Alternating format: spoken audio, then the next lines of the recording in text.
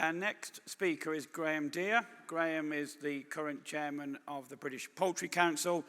Graeme's background, his working background, is actually in aquaculture. And Graeme joined the poultry sector, the poultry meat sector, in 2008 when he went to work for Aviogen as their managing director. Graeme retired from that role last autumn, but has very much been keeping his interest in poultry meat and aquaculture going. And you mentioned earlier in our conversation, Graeme, that you're actually involved in developing insect protein as one of your commercial interests at the moment. So a very topical area that one is. Your aquaculture continues, as I say, your interest in aquaculture, and the purpose of your presentation is to try and bring together those three strands: your Aviogen background, your poultry meat background, and also your aquaculture background. So, Graeme, if you can give us your presentation, please.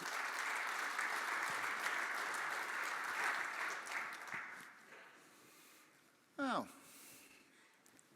good middle of the day to you. This is a bit unusual for me to stand up and do a presentation at this end of the conference. Usually I sort of do summing ups, but it's a pleasure to be here. I'm delighted to have been given the opportunity.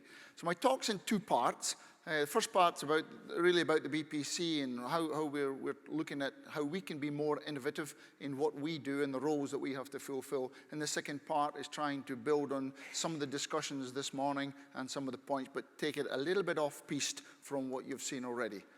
So delivering innovation through thought leadership and communication. And people that know me will say, well, for me to say the words thought leadership, that's a bit buzzwordy for me.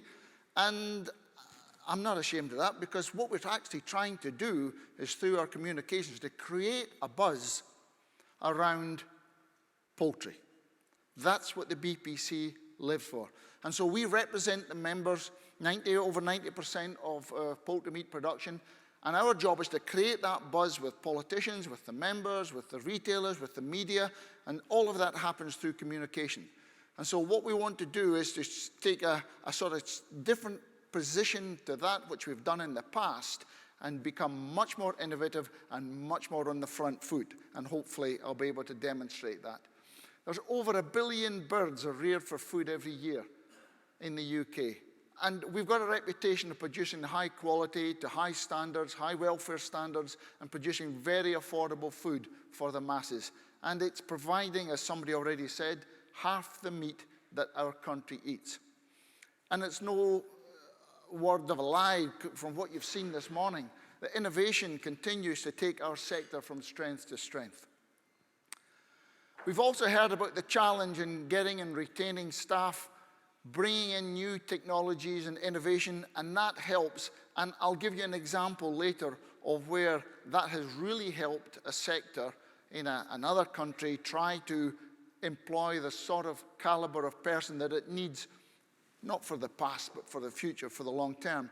And it's great to hear from David Llewellyn, and it was great to meet some of his students here. And the BPC, of course, plays a part in that through the BPC-funded scholarship program. So it's a really fantastic effort from everybody involved in this room and elsewhere, but we need to do more. And I think everybody would recognize that. Where we're trying to get a lot of focus is to take the lead on welfare. And that's where our leadership and thinking about it and sowing the seeds are important. We've had recent farm intrusions, as David, there's so many Davids. Do you have to be David to get a job? And a lot of NGO activism. And people say, well, what about public perception? That's only half of it. It's what people actually believe. There's belief in what some of these activists are doing. It's not perception. So it gives us an opportunity to become the voice of authority in poultry welfare in the UK. And I'll give you an example. Boris didn't call Jeremy a pig. He didn't accuse him of telling porkies. He didn't have a beef with him. He didn't even say you're a raging bull. He called him a chlorinated chicken. That's what he said. You can't get people, you can't pay people to say that for you. Now, I know that under that thatch of hair, Boris is a bright man. Maybe. I'd give him his due. I don't think he came up with the words chlorinated chicken. We gave it to him. And that's the power of what we in the BPC and others do. We go out, we lobby, we get the messages out there. It's a derogatory term. The whole of the UK knows it's a derogatory term. We couldn't have paid him to do a better job for us than he did on that occasion. Facing Brexit, trust and confidence in British food is more important than ever. We need to stand our ground. We need to communicate to the public at large that what we do is a great job. What we do is we put welfare at the top. We put health at the top. The food has to be affordable. It's great value. And so we want to get, for the first time, I would say, in the BPC's history, really on the front foot. So we're launching a campaign, and the campaign is food on every table. And you can join in on that, and we would welcome you to join in. Hashtag food on every table. Give us your examples of what you're doing to help support it. And this runs in the background alongside the National Food Strategy that Henry Dimbleby has been asked to lead. And so we can use our thinking and our leadership to try to make sure that the messages about your products are out there, that we can push those that are going to determine what the National Food Strategy is. And that, although it says national, it is only for England. I don't know what we're going to do. But we can get out there and we can try to influence that, and that is a major focus. And so I'm going to show you a video, I hope. And it lasts for 3 minutes. But enjoy it. Any sound?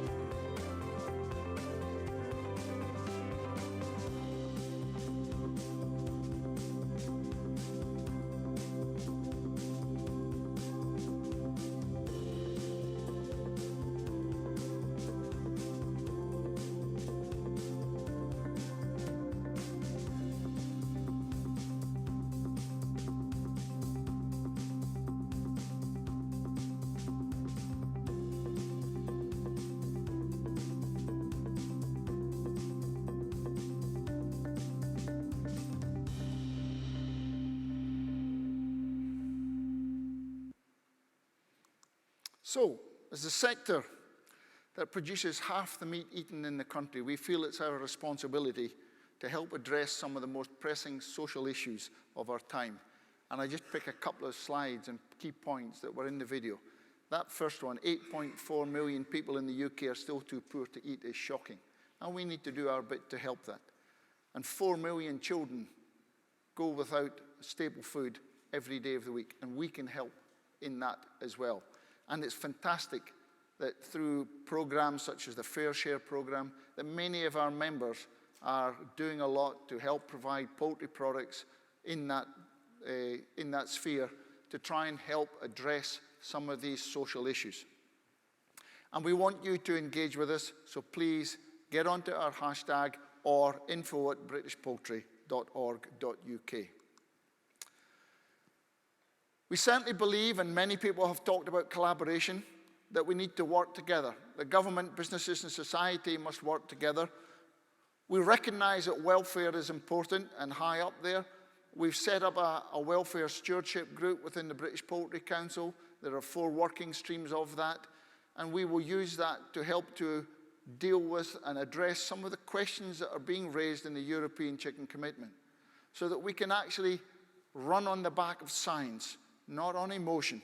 It's important that everything that we do has a solid platform of science, and so we will start to work very hard over the next few years. We've got till 2026, but then again, we don't, because, as it was said earlier, some people are already moving down that track. We need to make sure that we try to focus everybody's attention, base it on science, not on emotion. That's where we're coming from.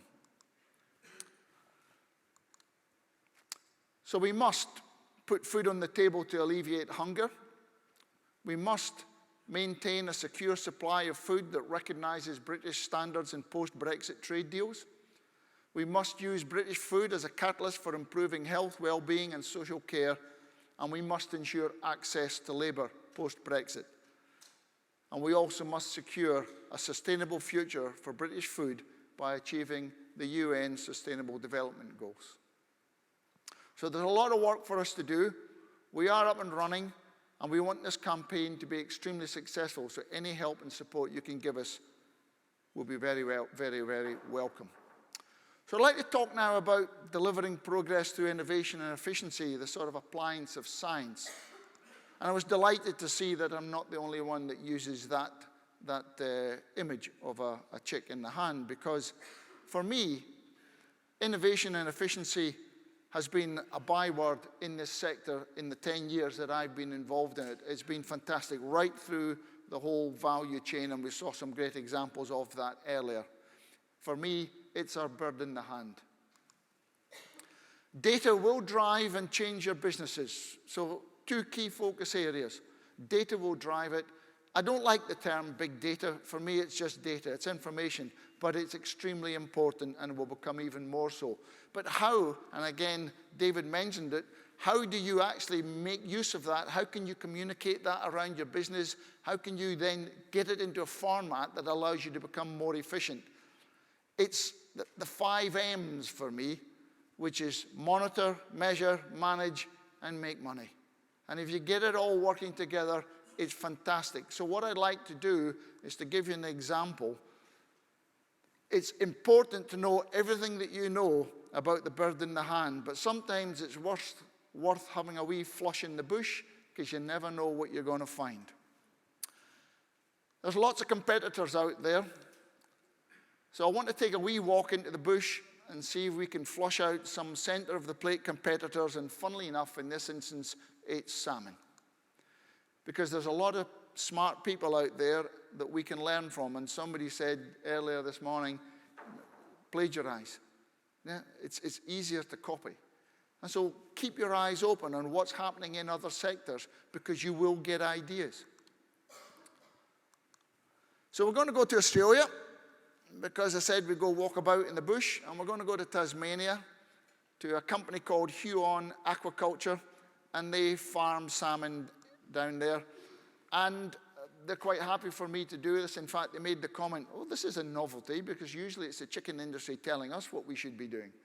And I was really quite enthralled on a recent visit by what they're doing. They've got some wonderful names, Hideaway Bay, But what I want to focus on is this one here, Storm Bay. And the clue is in the name, Storm Bay. It's like saying, I've got a great site for a chicken farm. Where's that? AI Valley. And I've been to Storm Bay.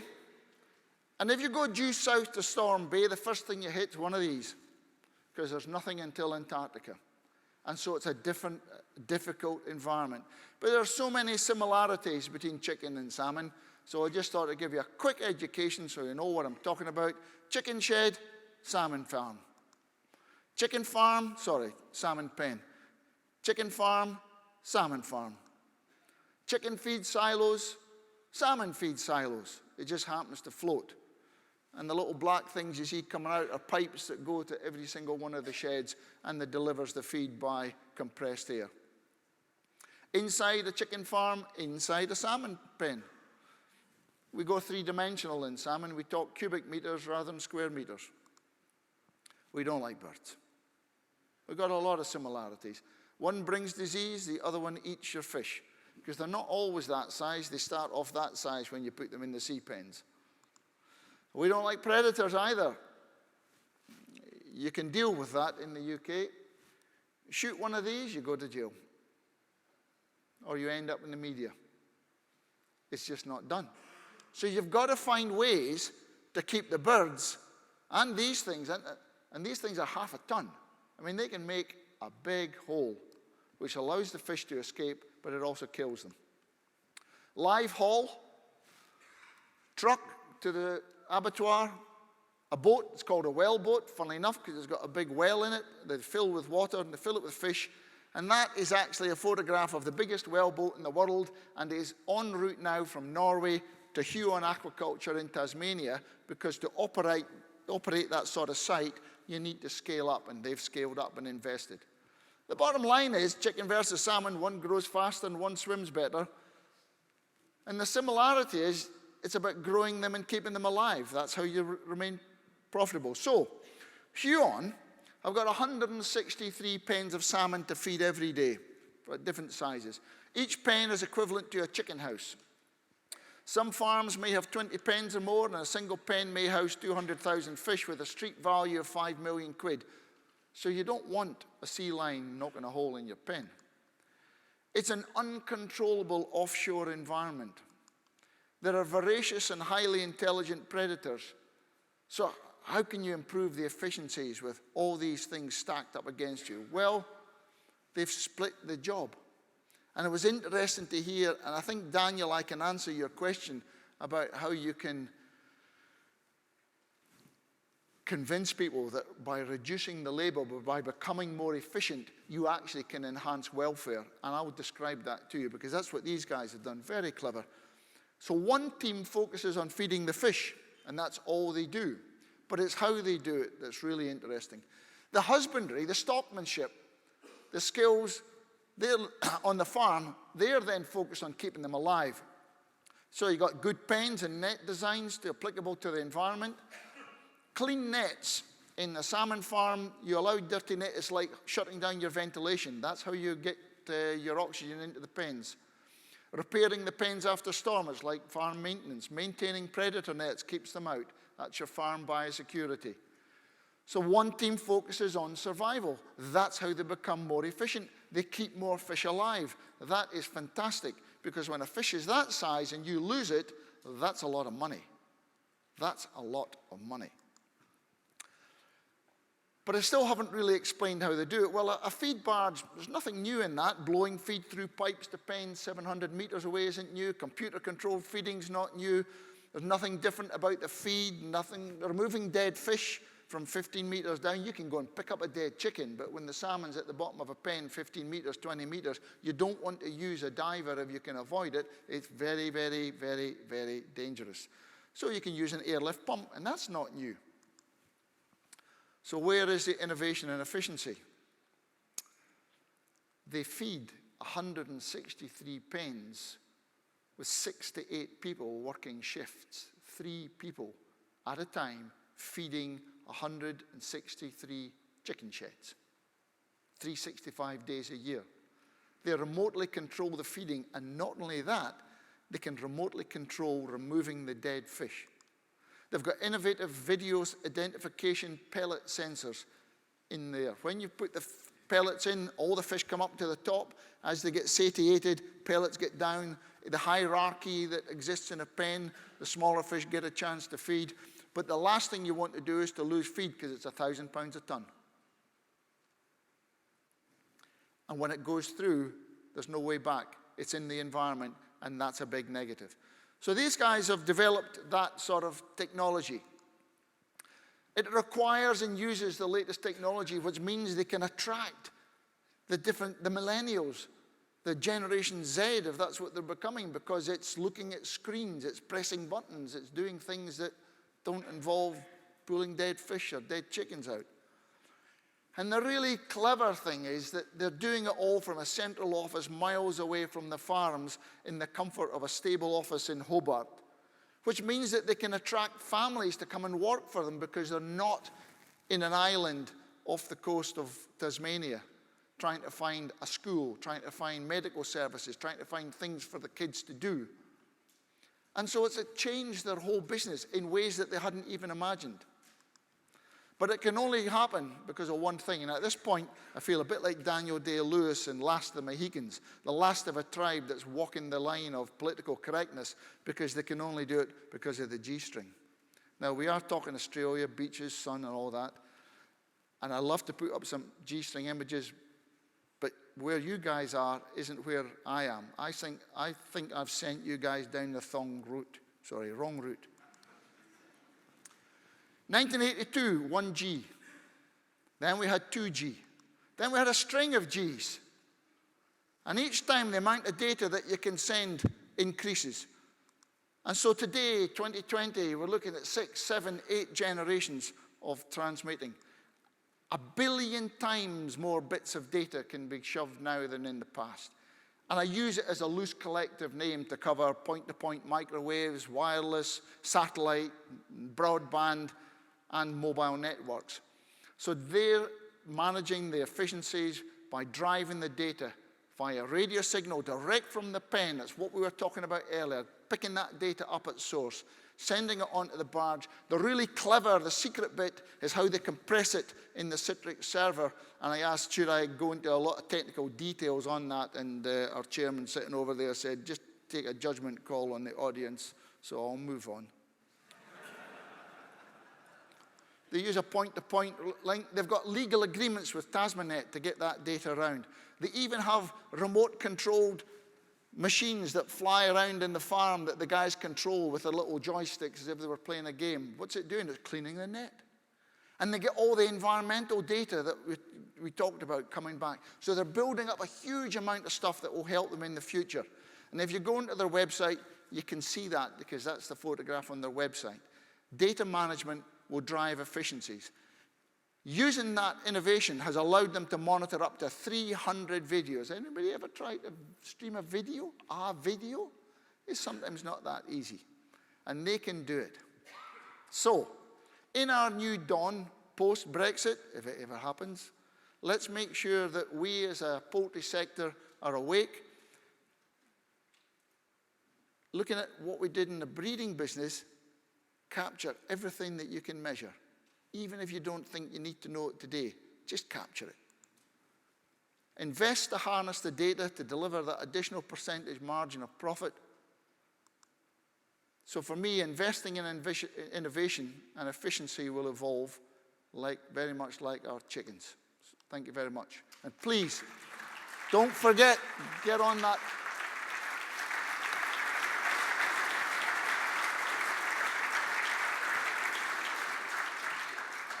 Thank you very much, Graeme. I particularly liked your strapline, capture everything that you can measure, and I think that is a key take-home message, plus your the campaign as well that you outlined. We'll open up to questions from the floor, please. On the front row, please. John, if we can get a microphone.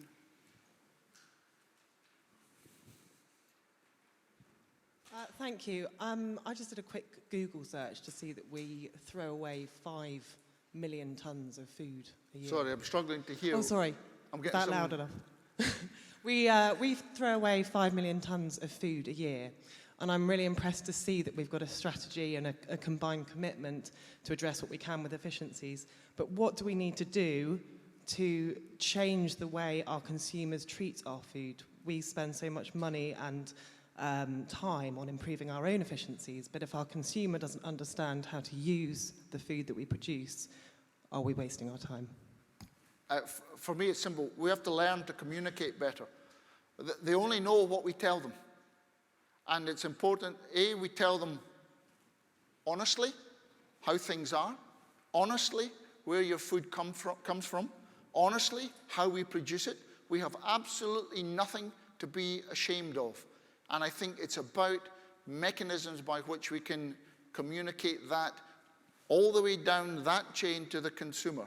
And the campaign that we're launching now, we think that will help, but we do need government support, and we need the support of the people in this room, but it's all about communication, in my opinion.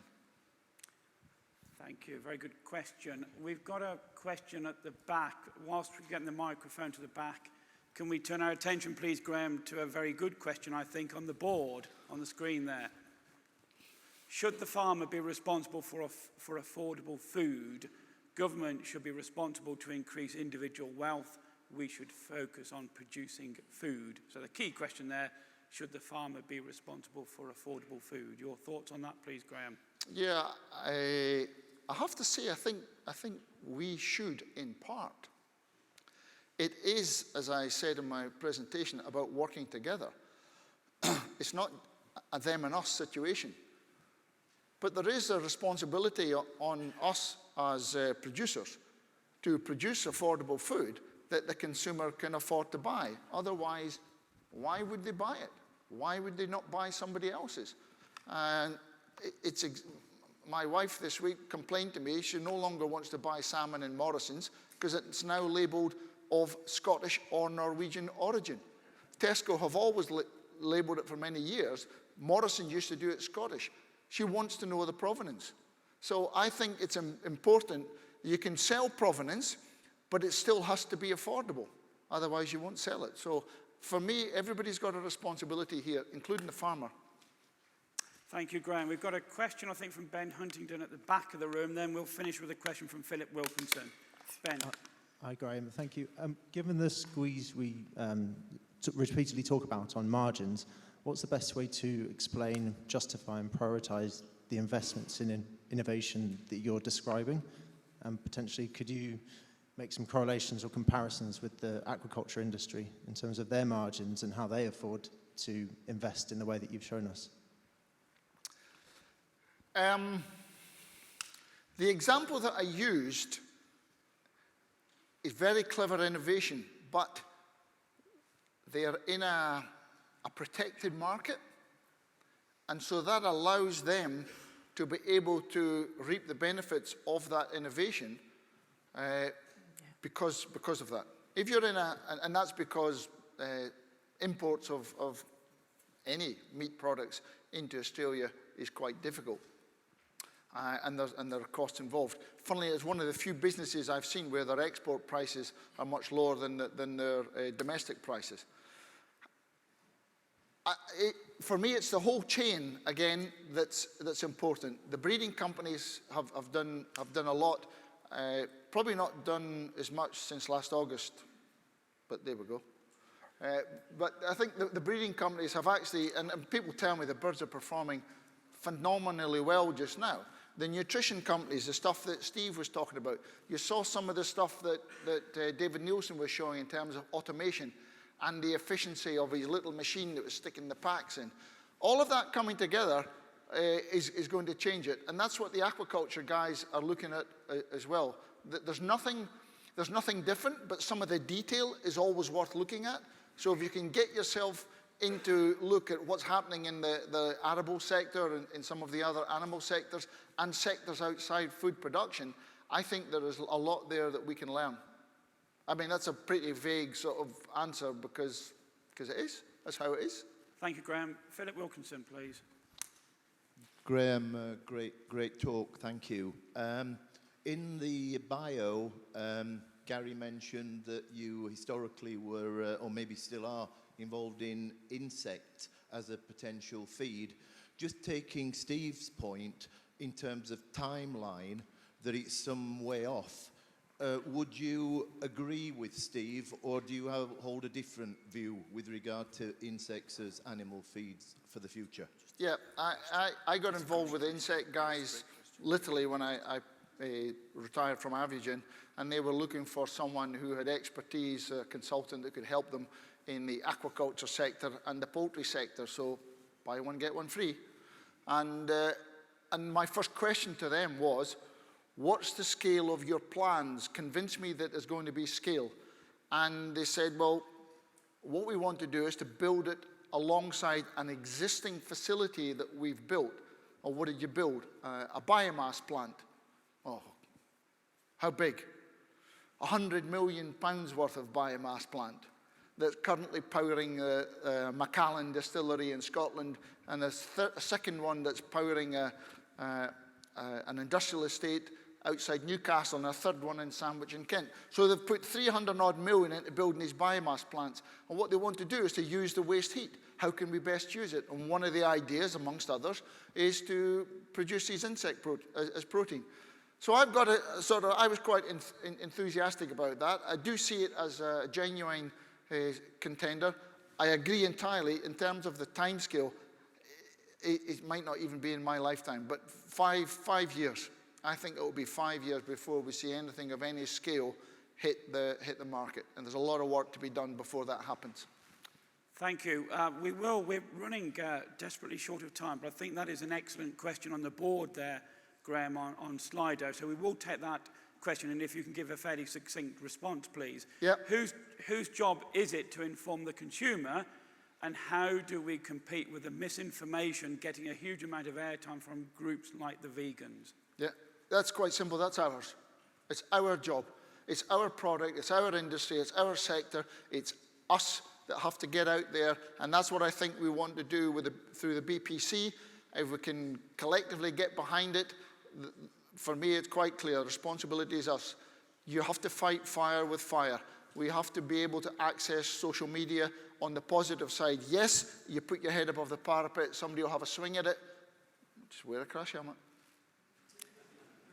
Graeme, having just returned from Tasmania, we went to Launceston. I don't know why they pronounce it Launceston, but rather as opposed to Launceston, but I particularly enjoyed your references to Tasmania. Great country, great presentation. Thanks very much. Thank you. Thank you very much.